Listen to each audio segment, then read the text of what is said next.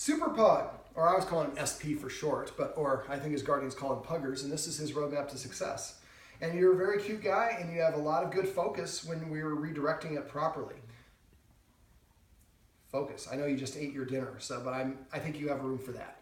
Okay, so basically, his biggest problem is his reactivity to other dogs on walks. Now, there is probably a little bit of under-socialization when he's a puppy, and so I think he's a little bit confused as to how to ask dogs to interact with them. But also, I think he thinks he might need to be protective of his guardian, possessive of his guardian. It's multiple things combined. So the early part of the session, we went over the importance of rules and structure. The guardians actually already have a lot of rules in place. A couple things that I would add would be that he's not allowed to be within 7 feet of any humans who are eating or in the kitchen where we're preparing food. And the guardian's going to use the third escalating consequence to move him out of the room. Now remember, when we're doing this, the best thing to do the first couple times we're doing these things is to pretend to eat or have a dry run. So maybe we have a piece of roast beef. We set the table like we're really going to eat. But we have roast beef and we microwave it so it smells like food. And then when he wants to come in, we correct him, move him back to the boundary, and do this over and over again until he sits or lays down beyond the boundary. Then we actually put the roast beef away, hey buddy, and then we do our regular meal. So we help him practice the behavior in an easy capacity first, and then we make it more realistic of the real world situation after he knows what's going on. Dogs typically learn through gesture first and then through command word. Now, the guardians here, I think, have essentially created two versions of the command words because they're using a lot of, they have a command stage voice and then they have a reward stage voice. So the command stage voice be like, I'll show you how. Sit. Sit. So if we say it like that, that's essentially 2 commands the dog has to listen for. So if I say sit, when he sits, I would pet him and say sit the same way. Or we can baby talk. Either one is fine. We just want to be consistent how we do it. Now, I'd also like the guardians to come up with a list of the command words. I think that, like a lot of people, we have multiple versions of the same command. Come here, over here, dog's name, here boy, whistle. Then now the dog has to listen to all these variants. So the best way to do it is just come up with a list of command words and share it. He's kind of bounces between 2 homes. And so we're using the same command words in both homes. And if we're in the room and we see somebody saying come here and the word is come, we say vocabulary and the person goes, come. Now I like to use this hand motion to get a dog to come. Come. And I raise it up to put them in a sit. I usually go in an arc over their head. And then as soon as they sit, I lower it, let them lick it off my hand, and then I tickle under their chin. Whenever you give a treat or affection, the dog should hear the command word after the treat goes into the mouth or after the affection starts. That makes it a little bit brighter. I also went over passive training and petting with a purpose. Come. Sit. Those are 2 examples of passive training. Passive training is waiting for the dog to do something you want it to do, a command, but wait for the dog to do it on its own. So the dog comes to you organically, you pet it and say come. If he sits down, you pet him and say sit. If he lays down, you pet him and say down. If he's got the octopus, you say octopus. So we create a positive association by saying that command word. Remember, you have 3 seconds to correct or reward your dog for them to have the ability to make the connection, but it needs to be repeated over and over again with good timing. I also use what I call petting with a purpose, which means no free pets for him, especially here at Grandma's house. So I think that Grandma's actually a disciplinarian, but I think that there are times we pet him for no reason. And in the dog world, the only dogs that get free attention like that are the leader dogs. And I think that's confusing in what his position is. So in the future, come. In the future, if I want to pet him, sit, sit. And then I can pet him for hours. So I really say the command twice. I say it during the command stage, during the reward stage, same tone and same inflection, same version of the word. Flop. If I want to teach him, flop means lay on your side. And so basically, I'm going to give him the command first, and then I'm going to pet him. Even if I just want to pet him myself, he's not demanding attention. Now, if he's demanding attention, you definitely don't want to pet for that because that's rewarding him. I think that some people are petting him when he jumps up. And is this a new dog bed?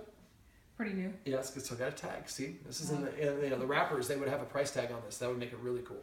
But basically, if he jumps up on us, anything our dog is doing when we pet it is what we're rewarding and reinforcing. So if he jumps up on a guest and the guest pets him, well, jumping up on the guest is the way to get attention from the guest. The kid jumps up on the kids and they pet him. that's how do you get attention. A lot of us actually train our dogs to do the wrong thing because that's when we give them our attention, when we're correcting them. But for dogs, good attention from us and bad attention from us, pretty much the same thing. So just by simply spotlighting and recognizing every time he does something that we like and rewarding him for doing it, he's going to start emulating that behavior and offering those behaviors more often. So are you going to SIT or LAY? Or are you just going to use me as something to chew on that? That's okay. All right, so let me see, what else do we go over? The Guardian does a really good job of taking him out.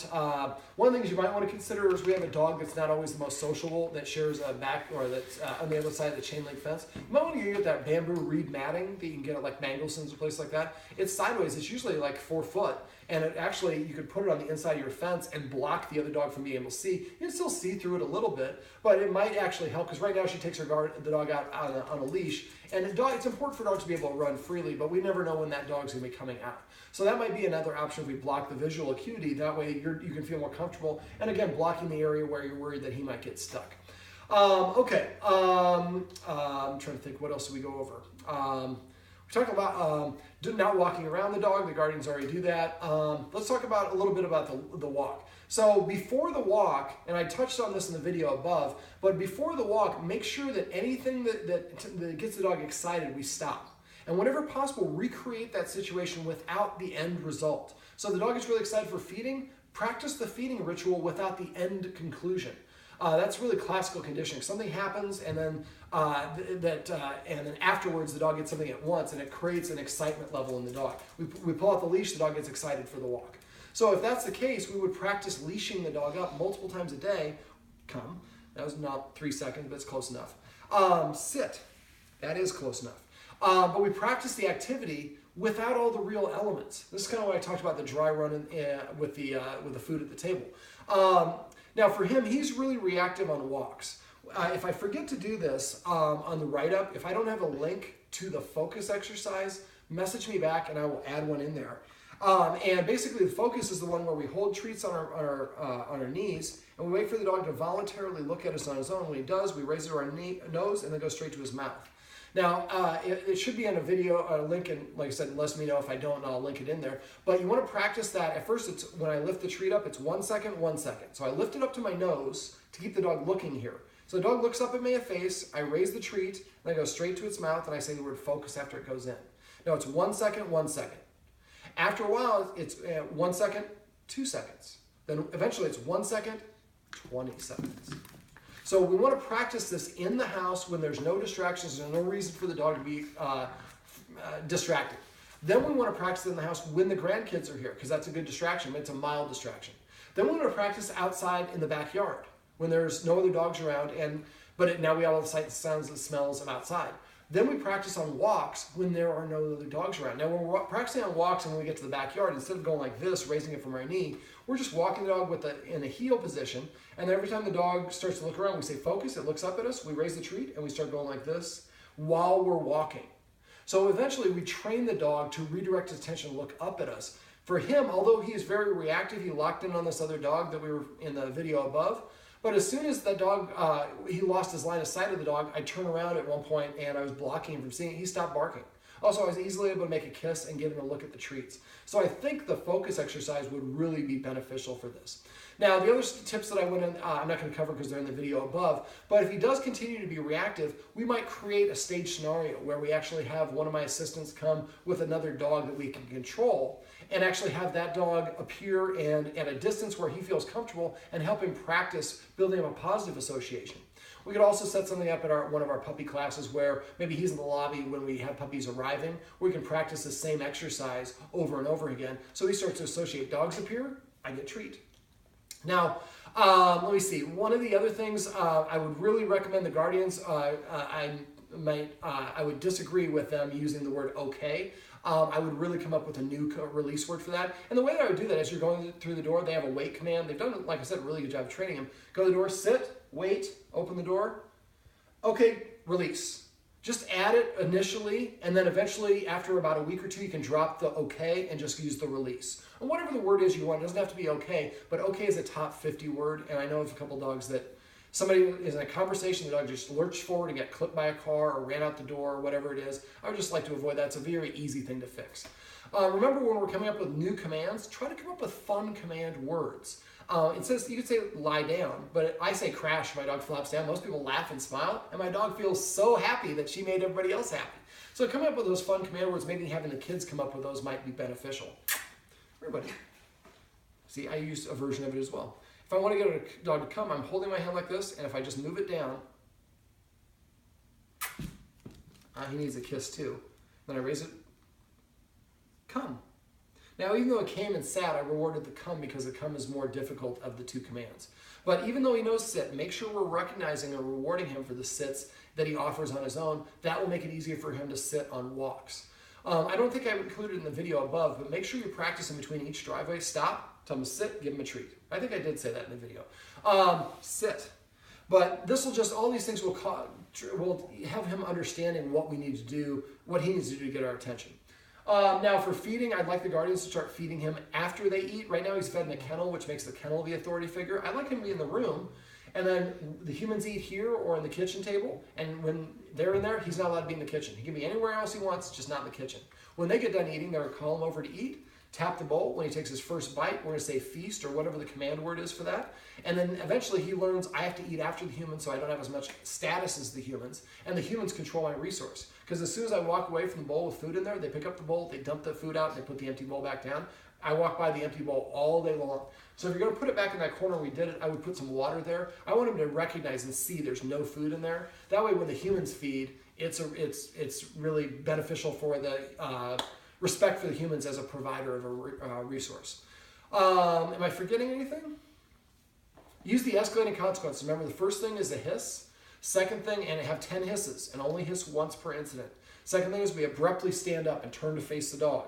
Wherever the dog goes, we keep pivoting, keep our hips pointed at the dog until the dog stops, stands in place, sits, or lies down. As soon as it does one of those three things, we take 2 steps backwards, and left, right, or right, left, and no shuffling the feet. We wait 1 second, then we can go back to doing what we're doing. The third consequence is to march directly at the dog. And if you're marching at the dog here and the dog moves there, march there. March wherever the dog is until the dog turns sideways or greater from you. At that point, we stop and we go to the second consequence. We pivot, stationary, take 2 steps backwards, pause 1 second, and go back to doing what I'm doing. The fourth consequence is putting the leash on for the leash timeout like I described. Let me see. Use the martingale collar for the walks, but I wouldn't use it as a regular everyday collar. And make sure you use that special twist of the leash. If you forget how to do that, make sure you let me know. I can help you with that with a quick phone call. Puggers, SP. And then you threw the treat. And oh, the leadership exercise. I also went over a leadership exercise. If you forget how to do that, message me and I can send you a link to a video that shows how to do it with all the steps. I think you should be able to do it. You're doing a really good job. Maybe after I leave, do a couple of them so it's still fresh in your memory. And if you forget, like I said, text me. I got thousands of videos of all sorts of different stuff. Yes, and you were a great dog. It was a pleasure meeting with you. Make sure you take him to the green spot. The bully sticks I get are from the green spot. They're odor-free, and they don't smell when you hold them, and they don't smell when they come out that end of the dog. Also, tell Jess or Whitney, or whoever the staff is, Suki is one of my favorite staffers, though she's got short hair. She's super friendly. Anyways, if you tell them that give them one of those cards that I gave you for the $5 off, but if you tell them you're one of my clients, they might give you an extra cow's ear or something for free. But they have tracheas. I would definitely get a kneecap, get some chicken's feet, get some cod skin. They have all this different stuff. You might want to take them in there. They love pugs. I'm sure they'd love to see them. And then let him go around. On my dog's birthday, I'll let him go in and they pick out whatever they want to chew on. And so they have these salmon rolls that are better than these. Remember, rawhides are soaked in bleach and ammonia. You really don't want to give your dog those. Also, 3 treats you don't want to give: milk bones, pepperoni, or bacon strips. They all have known carcinogens in them. So they will give your dog cancer with a lot of use. So carrots, which he already gets, are great for him. And you can give him raw carrots. That's great to just chew as a bone. And then once a week, I get broccoli florets, and I just demolish the broccoli stuff on top of the food. And it's a nice prophylactic way to ward off 2 types of cancer that are very, very prevalent in dogs. All right, SP, can you come over here? Let's turn you around so we have good camera presence. You're such a handsome guy. We want everybody in America to see you. This is Super Puggers, or Puggers, and this is his roadmap to success. Remember, everything you do trains your dog. Only sometimes you mean it. Focus. Focus.